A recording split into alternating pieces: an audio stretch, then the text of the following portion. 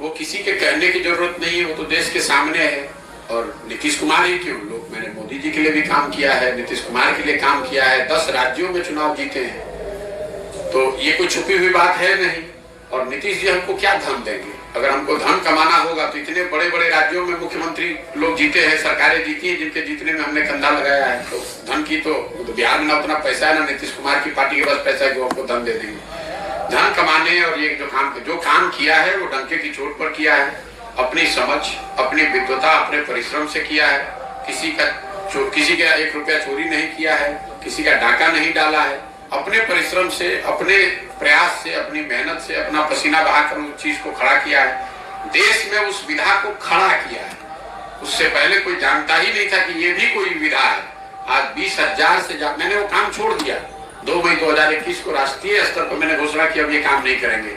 इसके बावजूद देश में 20,000 से ज्यादा बच्चे वो काम कर रहे हैं। उस चीज को हमने शुरू किया है। अगर आपका अपना विचार हो सकता है कि वो सही है या गलत है, लेकिन जो काम किया है वो तो पब्लिक के सामने हो, किसी नेता के कहने की थोड़ी ना बात है।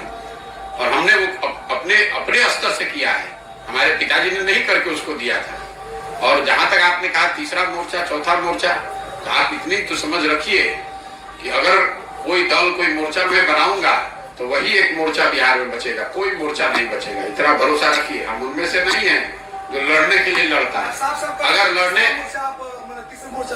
अरे आप पहले सुन तो लीजिए, मैंने कहा तो बात आपने सुनी नहीं।